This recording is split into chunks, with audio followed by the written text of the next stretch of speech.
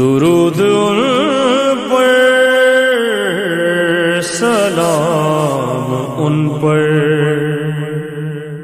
میرے نبی کا جو ہے گھرانہ آگاہ ہے۔ یہ سورہ مبارکہ احزاب کی آیت نمبر 9 اور آیت نمبر 9 سے لے کر 26 آیت تک یہ جنگ احزاب اور جنگ خندق، جس کو دوسرا نام جنگ خندق ہے، یہ 17 آیات اس جنگ احزاب سے مربوط ہیں، اور اس جنگ کے حالات کو خداوند عالم نے ان 17 آیات میں بیان فرمایا، اور وہ اسی وجہ سے اس سورہ مبارکہ کو سورہ احزاب کا نام دیا گیا ہے۔ جنگ احزاب یعنی جنگ خندق 5 ہجری میں یہ پیش آئی، اور تاریخ اسلام کی یہ اہم ترین جنگ تھی،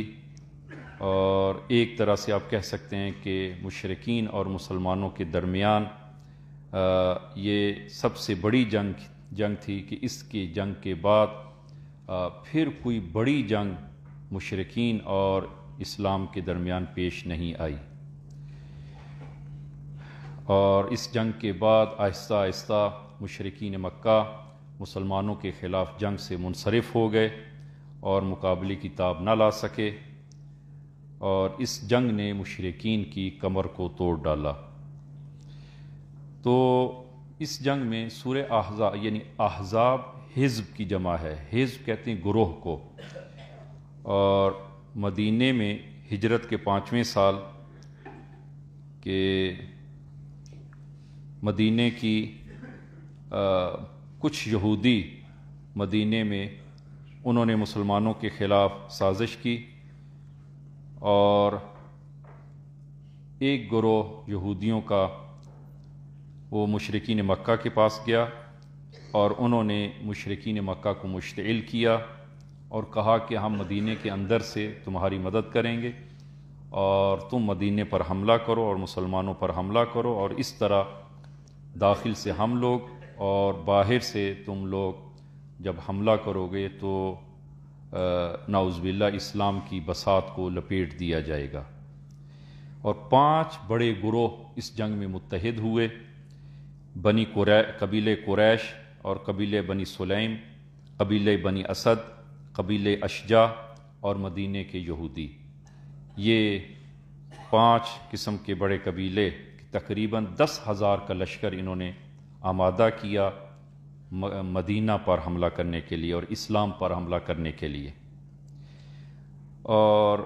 اسلام کے خلاف جو جنگیں اس سے پہلے لڑی گئی ہیں، یہ سب سے بڑی جنگ اور بے سابقہ جنگ تھی، جنگ خندق۔ رسول گرامی اسلام کو اطلاع مل جاتی ہے کہ مشرکین مکہ ایک بہت بڑا حملہ مدینے پر اور اسلام پر وہ کرنے والے ہیں۔ آپ نے اصحاب کو اکٹھا کیا اور مشورہ کیا اس حوالے سے کیا کیا جائے، تو طے یہ پایا گیا کہ مدینے کے ارد گرد خندق کھودی جائے، اور کیوں؟ اس لیے کہ اگر 10,000 کا لشکر مدینے پر حملہ کرتا ہے تو ان کا مقابلہ کرنا مشکل ہو جائے گا، اور بچے، خواتین اور گھر یہ سب کے سب خطرے میں ہیں۔ اور اس دور میں عربوں میں کہیں پر بھی یہ خندق کا رواج اس سے پہلے نہیں تھا، اور یہ خندق کا مشورہ بھی جناب سلمان محمدی نے دیا، اس لیے کہ اس سے پہلے ایران میں مختلف شہروں کی حفاظت کے لیے اسی طریقہ کار کو اختیار کیا جاتا تھا کہ شہر کے ارد گرد خندق کھودی جاتی تھی تاکہ دشمن کو شہر میں داخل ہونے اور وارد ہونے سے روکا جائے۔ تو رسول گرامی اسلام نے اس مشورے کو آپ نے پسند کیا،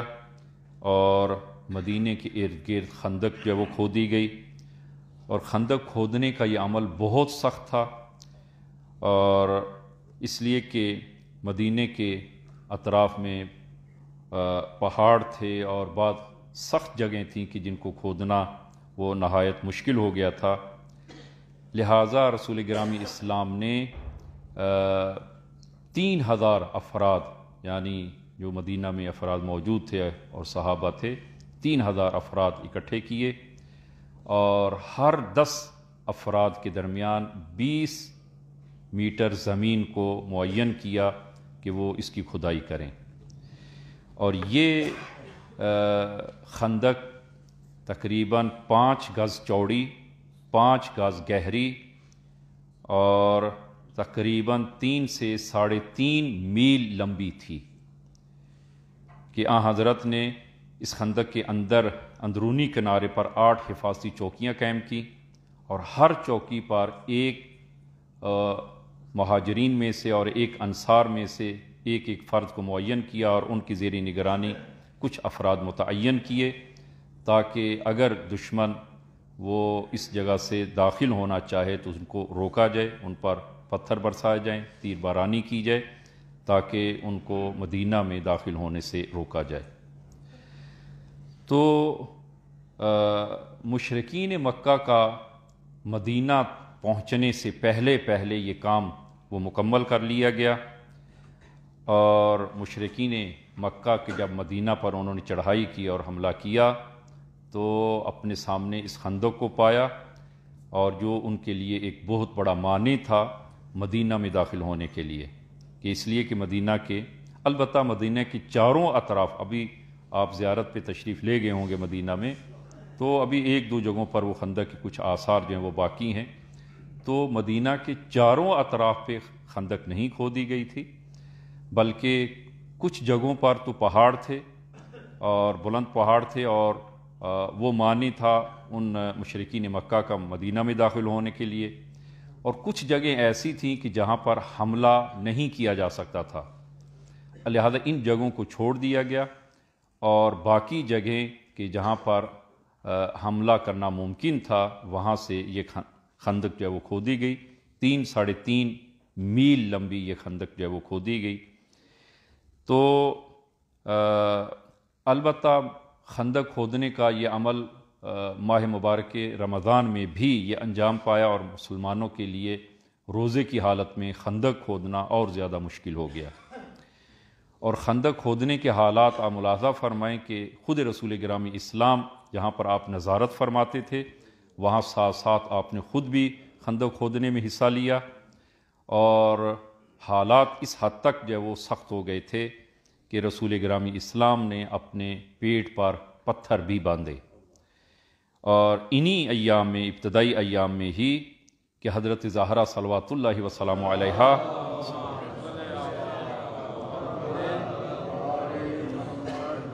کچھ مقدار نان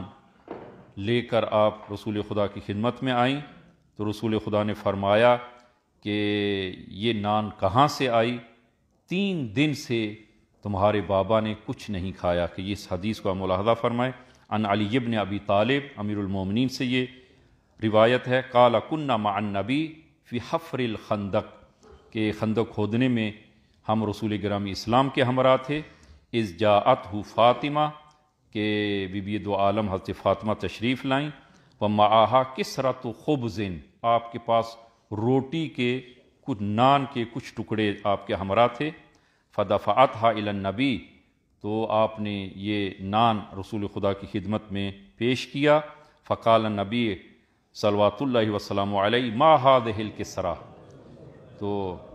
رسول خدا نے فرمایا کہ یہ نان کہاں سے؟ قالت قرصا خبزتها للحسن والحسین، یا رسول اللہ یہ وہ نان ہے کہ جو میں نے حسنین شریفین کے لیے پکایا، جئتک منہ بہذہ الکسرہ، اور اس سے کچھ نان آپ کی خدمت میں لے کر آئی ہوں۔ فقال النبی اما انہ اول طعام دخل فم ابیک منذ ثلاث، فرمایا کہ 3 دن کے بعد یہ پہلی غذا ہے جو تمہارے بابا کے منہ میں جائے گی۔ یہ حالات تھے جنگ خندق میں، اور مشرکین نے جب مدینہ کا محاصرہ کیا اور جب دیکھا کہ مدینہ کے ارد گرد خندق کھودی گئی اور مدینہ میں نفوذ کرنا اور داخل ہونا وہ مشکل ہے، تو حتیٰ بعض نے یہ نقل کیا کہ مشرکین نے کہا واللہ ان ھذہ لمکیدۃ ما کانت العرب تقیدھا، کہ یہ ایک ایسی چال ہے کہ عربوں نے اس سے پہلے ایسی چال کو نہیں دیکھا، کہ رسول خدا نے یعنی مدینہ کی حفاظت کے لیے اور مسلمانوں کی حفاظت کے لیے خندق کھودی، اور اس دور میں مسلمانوں کی وہ اندرونی کیفیت اور مسلمانوں کے حالات کو آپ ملاحظہ فرمائیں کہ مکہ میں جب تک رسول خدا تھے اور اسلام مکہ میں جب آپ نے شروع کیا اور تبلیغ رسالت کا آغاز کیا اور مکہ کے 13 سال میں وہاں پر اسلام اور کفر ایک دوسرے کے مد مقابل تھے. نفاق مکہ میں نہیں تھا، منافقین مکہ میں نہیں تھے، لیکن مدینہ میں 3 قسم کے گروہ وہ مدینہ میں وجود میں آئے کہ ایک تو وہ مومنین جو محکم ایمان کے مالک تھے، مضبوط اور ثابت قدم تھے، کہ جو اپنی ایمان پر ہر حال میں کھڑے تھے، جیسے جناب سلمان ہیں، جناب ابو ذر ہیں، جناب عمار ہیں، جناب مقداد ہیں. کہ ایک دوسرا گروہ جو معمولی مومنین کا تھا کہ قرآن نے بعض آیات کے انشاءاللہ اسی سورہ احزاب کی آیات کو آپ ملاحظہ فرمائیں گے کہ ان دوسری قسم کے مومنین کے لیے کے بارے میں نازل ہوئیں کہ یہ لوگ خوف زدہ تھے اور محکم اور ثابت قدم نہیں تھے، اور ان کو خوف تھا کہ کہیں ایسا نہ ہو کہ ہمیں شکست ہو جائے. یہ تیسری قسم منافقین کی تھی کہ منافقین جو ظاہر میں اپنے آپ کو مسلمان کہتے تھے لیکن قلباً مائل تھے کہ اس جنگ میں مشرکین مکہ کو فتح ہو اور اسلام کو نعوذ باللہ شکست ہو. یہ منافقین کہ جو ظاہر میں اسلام کا دعویٰ کرتے تھے اور قلباً یہ ان مشرکین کے ہمراہ تھے کہ قرآن نے صریحاً جو ہے وہ ان منافقین کے حوالے سے بہت ساری آیات موجود ہیں. حتیٰ سورہ منافقون کے 28ویں پارے میں سورہ منافقون پوری کی پورا سورہ وہ انہی منافقین کے بارے میں نازل ہوئی. تو یہ 3 قسم کے گروہ اس وقت جب وہ مدینہ میں موجود تھے. تو جب یہ حالات پیدا ہوئے تو رسول گرامی اسلام نے مکہ مدینہ میں آ کر مدینہ کے اندر جو مختلف گروہ تھے یہودیوں کے، آپ نے ان کے ساتھ وہ معاہدہ کیا، تحریری معاہدہ کیا، اور اس وقت بھی آپ کے یعنی اسلام اور رسول خدا کے عہد میں یہودیوں کے گروہ جو ہے وہ موجود تھے. لیکن قبیلہ بنی قریظہ جو مدینہ کے اندر رہتا تھا اور یہ اسلام کے ساتھ اور رسول گرامی اسلام کے ساتھ تحریری معاہدہ تھا، اور اس معاہدے کی روح سے اگر دشمن وہ مسلمانوں پر حملہ کرے تو یہ پابند تھے کہ وہ مسلمانوں کا ساتھ دیں اور مسلمانوں کے ساتھ تعاون کریں. تو اور اس کا سردار کعب بن اسد کہ ابو سفیان کہ جو اس وقت تک مسلمان نہیں ہوا تھا اور جنگ خندق کی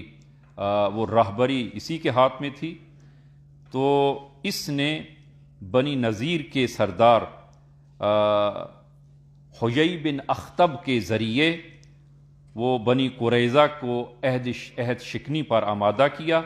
اور بنی قریظہ نے اپنے عہد کو توڑ ڈالا. اب جب بنی قریظہ نے اپنے عہد کو توڑ ڈالا اور چونکہ یہ مدینے کے اندر وہ اندر ہی رہتے تھے، لہذا اب مسلمانوں کو 2 طرف سے خطرہ لاحق ہو گیا. ایک خود مدینہ کے اندر کہ بنی قریظہ وہ آمادہ اور تیار تھے کہ مسلمانوں کو مدینے کے اندر سے ہی وہ مسلمانوں پر حملہ کریں، اور وہ اب مسلمانوں کو اندر سے بنی قریظہ سے خطرہ لاحق ہے، اور باہر سے یہ 10,000 کا مشرکین مکہ کا یہ لشکر جو مدینے کو اپنے محاصرے میں کیے ہوئے ہے. اب مسلمانوں کی کیفیت کیا ہوگی کہ جس کو سورہ احزاب کی آیت نمبر 10 اور 11 میں خداوند عالم نے بیان فرمایا، اذ جاؤکم من فوقکم ومن اسفل منکم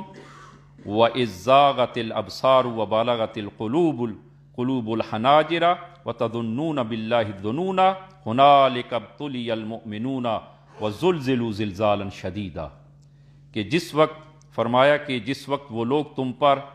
تمہارے اوپر سے اور تمہارے نیچے کی طرف سے آ پڑے، اور جس وقت تمہاری آنکھیں پتھرا گئیں کہ اندر سے بنی قریظہ ہیں، باہر سے 10,000 کا لشکر ہے، اور دل کھینچ کر گلوں میں آ گئے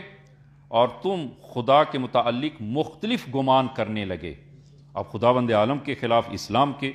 کہ آپ اس وہ جملے کو آپ ملاحظہ کریں کہ معتب بن قشیر کہ یہ بدری ہے، جنگ بدر میں یہ شریک ہے، معتب بن قشیر کہ جنگ بدر میں یہ شریک تھا، اور جنگ خندق میں جب یہ حالات اس نے دیکھے تو اس نے کہا کان محمد یعدنا ان ناکل کنوز کسری و قیصر، کہ محمد نے تو ہم سے وعدہ کیا تھا کہ ہم کسری و قیصر کے خزانوں پر ہاتھ صاف کریں گے، وَأَحَدُنَا الْيَوْمَ لَا يَعْمَنُ عَلَى نَفْسِهِ أَن يَذْهَبَ إِلَى الْغَائِطِ، اور آج ایسا دن جو ہے وہ آ گیا ہے اور ہماری ایسی حالت ہو گئی ہے کہ اگر کوئی رفع حاجت کے لیے جانا چاہے تو اس کی وہ اپنی جان وہ محفوظ نہیں سمجھتا۔ یا رسول گرامی اسلام کی جو ہے وہ کے بارے میں یہ جو ہے کہہ رہے ہیں بدری ہے کہ کیسر و کسریٰ کے خزانے پر ہاتھ صاف کرنے کا ہم سے وعدہ کیا تھا، آج ہماری جان رفع حاجت کے لیے جائیں تب بھی ہماری جان محفوظ نہیں ہے۔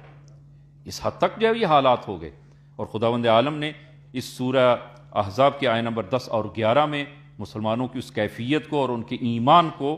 آپ نے خداوند عالم نے بیان فرمایا کہ ان کے دل کھنچ کر گلوں میں آ گئے اور تم خدا کے متعلق مختلف گمان کرنے لگے، تب مسلمانوں کی آزمائش کا وقت آ گیا اور انہیں بڑی سختی سے جھنجھوڑ دیا گیا۔ تو اب مسلمانوں کی اضطراب کی کیفیت ہے داخل سے بنی قریظہ کہ جو حملے کے لیے گھات لگائے بیٹھے ہیں، اور باہر سے 10,000 کا لشکر مشرکین مکہ کا۔ اب دوسری جانب مسلمانوں نے یہ کیفیت جب دیکھی، یعنی البتہ تمام مسلمان مراد نہیں ہے، کچھ لوگوں نے یہ کیفیت جو ایمان کی لحاظ سے مضبوط نہیں تھے، تو مسلمانوں کی اچھی خاصی تعداد کی جن میں منافقین اور کمزور ایمان والے تھے، انہوں نے مختلف بہانے اور ہیلے کرنا شروع کیے، اور اس طرح وہ لشکر کو چھوڑ کر آہستہ آہستہ جانے لگے، اور بعد نے آ کر رسول گرامی اسلام سے اجازت چاہی، یا رسول اللہ ہمارے گھر کھلے پڑے ہیں اور چور چکاری کا ڈر ہے، تو اپنے گھروں کو ہم واپس جانا چاہتے ہیں۔ یہ میں اپنی طرف سے عرض نہیں کر رہا ہوں، آگے قرآن کی آیت آپ ملاحظہ کریں کہ سورہ احزاب آیت نمبر 13 میں اس حالت کو خداوند عالم نے بیان فرمایا، وَإِذْ قَالَتْ طَائِفَةٌ مِّنْهُمْ يَا أَهْلَ يَثْرِبَ لَا مُقَامَ لَكُمْ فَارْجِعُوا وَيَسْتَأْذِنُ فَرِيقٌ مِّنْهُمُ النَّبِيَّ، کہ اور جب ان میں سے ایک گروہ کہنے لگا کہ اے اہل مدینہ تمہارا یہاں کوئی ٹھکانہ نہیں ہے، لہذا پلٹ جاؤ، اور ان میں سے ایک گروہ وہ رسول خدا کی خدمت میں اجازت طلب کرتے ہوئے کہتا ہے یقولون انا بیوتنا عورا، یا رسول اللہ ہمارے گھر خالی پڑے ہیں، اور خداوند عالم یہاں پر فرماتا ہے وما ہی بعورۃ ان یریدون الا فرارا، حالانکہ وہ خالی اور غیر محفوظ نہیں تھے۔ یہ خداوند عالم گواہی دے رہا ہے، جبکہ وہ خالی اور غیر محفوظ نہیں تھے، وہ اس بہانے سے بھاگنا چاہتے تھے، رسول خدا سے مختلف بہانے کر کے وہ لشکر کو چھوڑ کر جانا چاہ رہے تھے۔ تو 27 دن محاصرے کو گزر گئے، اور مدینے میں سخت سردی کا موسم بھی آ گیا، اور اس دوران جب ان لوگوں نے دیکھا کہ اس خندق کو پار کرنا اور محاصرے کو توڑنا وہ مشکل ہو گیا ہے، تو 5-6 لوگ جو قریش کے اور اس لشکر کے شہسوار تھے، وہ انہوں نے خندق کو ایک ایسی جگہ کا انتخاب کیا کہ جہاں پر خندق کم چوڑائی میں ہے، وہاں سے انہوں نے اپنے گھوڑوں کے ذریعے پار کیا، کہ ان میں سے ایک عمر ابن عبد ود اور اکرمہ ابن ابی جہل اور حسل بن عامر، منبہ بن عثمان اور زرار بن خطاب فہری، نوفل بن عبداللہ اور بحیرہ بن ابی وہب، کہ یہ خندق کو پار کر کے وہ مسلمانوں کی طرف جو ہے وہ آگے۔ اور میں خلاصہ عرض کروں کہ عمر ابن عبد ود نے مبارزہ طلب کیا، اور جب اس نے وہ مبارزہ طلب کیا تو رسول خدا نے فرمایا کہ من لہذا الکلب، کون ہے جو اس کتے کی زبان کو بند کرے؟ امیر المومنین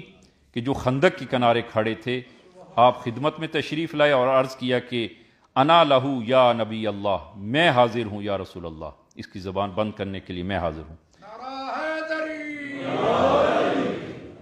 آپ نے امیر المومنین کو بٹھا دیا تاکہ شاید اس کے مقابل کے لیے کسی اور کو کوئی ہمت ہو تو وہ آگے بڑھے۔ دوسری مرتبہ اس نے جب للکارا پھر امیر المومنین کھڑے ہوئے۔ تیسری مرتبہ جب للکارا تو اس وقت رسول گرامی اسلام نے، البتہ اس نے رجز پڑھے، کچھ اشعار بھی پڑھے کہ اے مسلمانوں تمہاری وہ جنت کیا ہوئی کہ جس میں تمہیں مر کر جانا ہے، اور وہ جہنم اور دوزخ کیا ہوا کہ جو مرنے کے بعد ہم کافروں کا ٹھکانہ ہے، آؤ جنت لینے کے لیے آؤ۔ تو رسول گرامی اسلام نے اس وقت اصحاب کی اور موجود افراد کی حالت کو بعض نے یہ بیان کیا کہ ان علی رؤوسہم الطیر، وہ اس طرح گمسم اور خاموش بیٹھے تھے گویا ان کے سروں پر پرندے ہیں کہ اگر انہوں نے سر ہلایا تو وہ پرندے اڑ جائیں گے، یہ کیفیت تھی۔ تو امیر المومنین آگے بڑھے اور مقابلے کے لیے آمادہ ہوئے، اور اس کو آپ ملاحظہ فرمائیں کہ رسول گرامی اسلام نے اپنا امامہ اتارا، صحاب نامی امامہ اتارا، امیر المومنین کے سر پہ رکھا، اپنی زیرہ ذات الفضول اتار کر امیر المومنین کو پہنائی، ذوالفقار امیر المومنین کو باندھی، اور پھر آپ نے خداوند عالم کی بارگاہ میں دست دعا بلند کیے اور دعا کی، اللہم انکا اخذت منی عبیدتا یوم بدر، خدایا بدر کے دن جناب عبیدہ کو مجھ سے لے لیا، اور وہ حمزہ یوم احد، اور احد کے دن حمزہ کو لے لیا، فاحفظ یوم علیہ، خدایا آج کے دن علی کی حفاظت فرما۔ اور پھر یہ جملہ آپ نے شاید تاریخ میں نہ سنا ہو کہ اس کے بعد رسول خدا نے قرآن کی ایک آیت کو دعا کے طور پر پڑھا، اور اس سے آپ ملاحظہ کریں کہ امیر المومنین کی ولایت و خلافت اور امامت کا اور اپنے بعد نیابت کا ذکر خدا امیر رسول خدا نے کہاں کہاں نہیں کیا، اور اس جملے کو آپ ملاحظہ کریں کہ یہ دعا کرنے کے بعد کہ اللہم انکا اخذت منی عبیدۃ یوم بدر وحمزۃ یوم احد فاحفظ الیوم علیہ رب لا تذرنی فردا وانت خیر الوارثین، کہا خدایا کہ خدایا پروردگارہ مجھے اکیلا نہ چھوڑ، اور تو بہترین وارث ہے، تو بہترین وارث، یعنی یہ علی میرا وارث ہے، خدایا اس کی حفاظت فرما، یہ علی میرا وارث ہے۔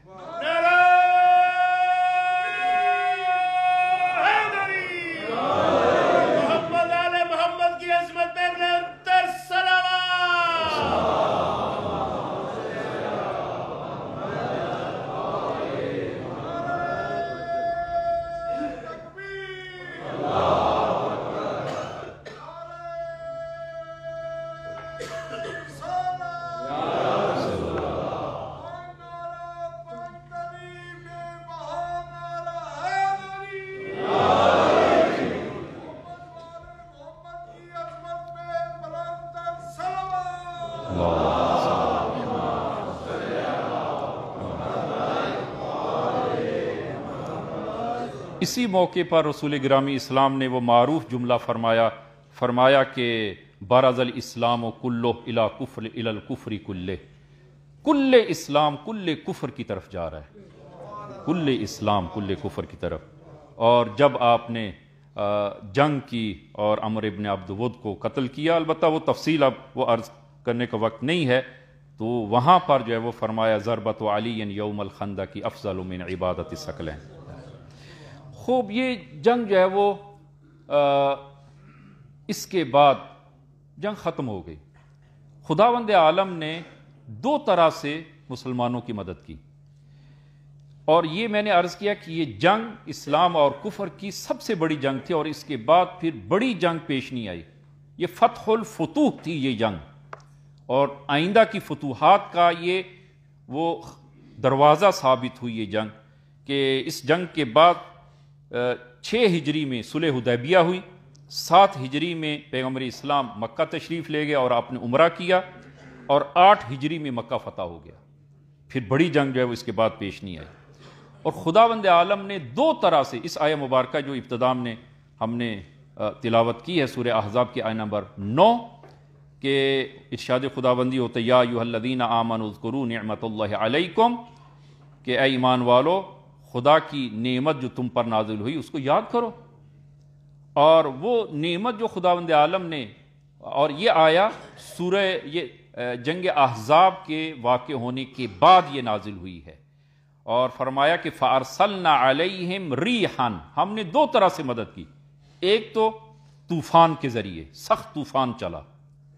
اور یہ 10,000 کا لشکر پھر اس طوفان کے سامنے ٹک نہ سکا، وَجُنُودًا لَمْ تَرَوْهَا، اور پھر ہم نے فرشتوں کا ایک گروہ نازل کیا کہ جسے تم نہیں دیکھ پا رہے تھے، جنہوں نے مسلمانوں کو تقویت دی، مسلمانوں کو استقامت عنایت کی، مسلمانوں کو وہ اطمینان اور سکون جو ہے وہ عنایت کیا۔ عزیزاً، وقت نہیں رہا کہ میں وہ بیشتر اس ضمن میں جو ہے وہ عرض کروں کہ قرآن کریم میں 3 مقامات پر وہ ملائکہ کے لشکر کا ذکر ہوا ہے، ایک جنگ بدر کے حوالے سے سورہ انفال آیہ نمبر 19، دوسرا سورہ آل عمران آیہ نمبر 124، اور تیسرا یہی سورہ احزاب آیہ نمبر 9 میں وہ اس مدد غیبی کا خداوند عالم نے جو وہ ذکر فرمایا۔ تو اہم نقطہ جو آپ عزیزان کی خدمت میں اس آیہ مبارکہ کے حوالے سے وہ ذکر کرنا ہے کہ خداوند عالم وہ اپنے دین کی اور مومنین کی مدد کرتا ہے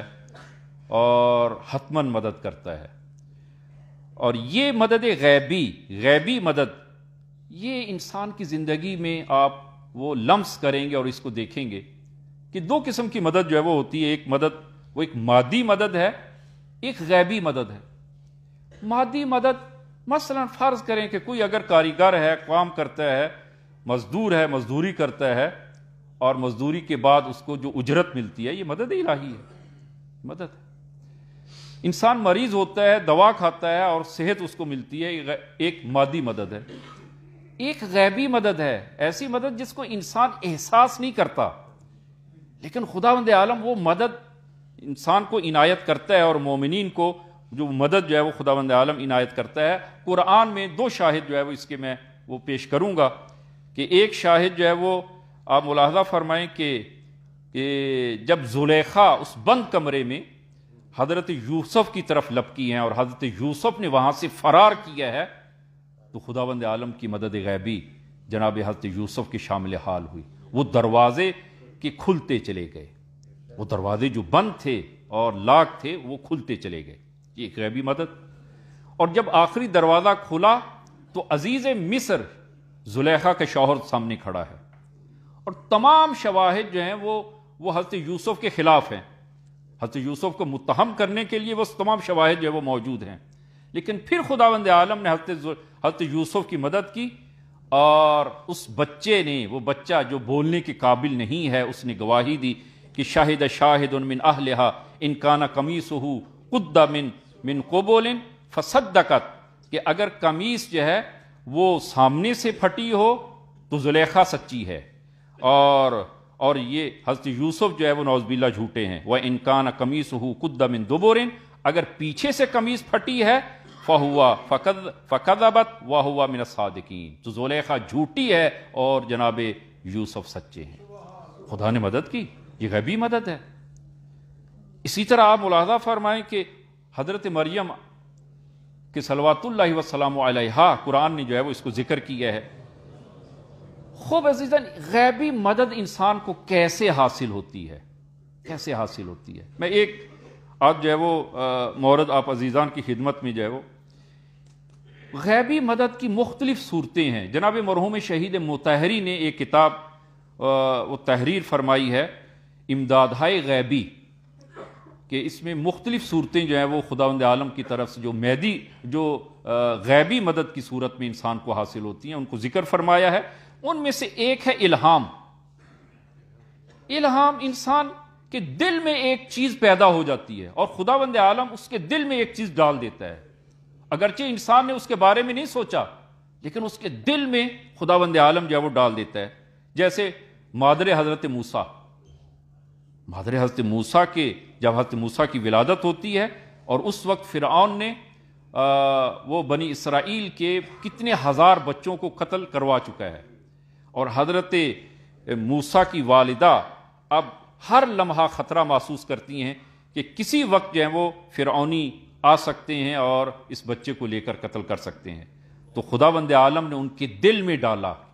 کیا خود آپ قرآن کو ملاحظہ فرمائے، وَأَوْحَيْنَا إِلَىٰ أُمِّ مُوسَىٰ، ہم نے وحی کی، ان کے دل میں ڈال دیا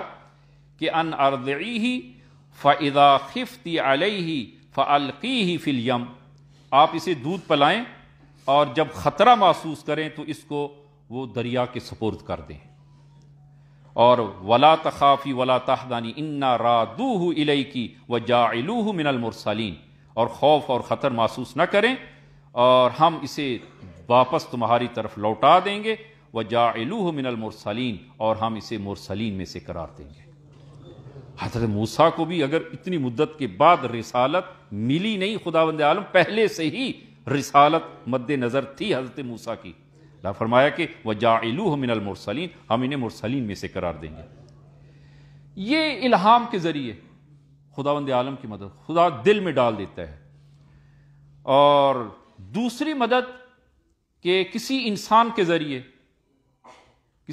ذریعے خداوند عالم جو ہے وہ مدد کرتا ہے، غیبی مدد کرتا ہے، جس طرح کہ حضرت موسیٰ کے بارے میں آپ قرآن میں ملاحظہ فرمائیں کہ حضرت موسیٰ وہ بے خبر بیٹھے ہیں کہ ایک شخص آتا ہے اور کہتا ہے کہ یا موسیٰ آپ ادھر جو ہے وہ بے خبر بیٹھے ہیں جبکہ فرعونی آپ کے قتل کے در پہ ہیں، اور حضرت موسیٰ کو جب اطلاع ملتی ہے کہ وَجَاءَ رَجُلٌ مِّنْ أَقْصَى الْمَدِينَةِ يَسْعَىٰ قَالَ يَا مُوسَىٰ إِنَّ الْمَلَأَ يَأْتَمِرُونَ بِكَ لِيَقْتُلُوكَ فَاخْرُجْ إِنِّي لَكَ مِنَ النَّاصِحِينَ۔ اے موسیٰ وہ فرعونی تمہارے قتل کے در پہ ہیں، آپ جو یہاں سے چلے جائیں۔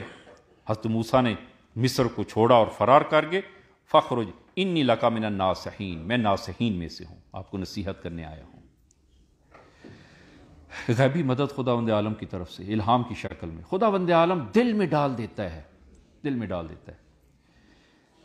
آپ ملاحظہ فرمائیں جناب مرحوم علامہ امینی بزرگان کے حالات، خوب یہ تو انبیاء اور اولیاء کی جو ہے وہ قصے جو قرآن نے ذکر کی ہے، آپ بزرگان کے حالات جو ہے وہ،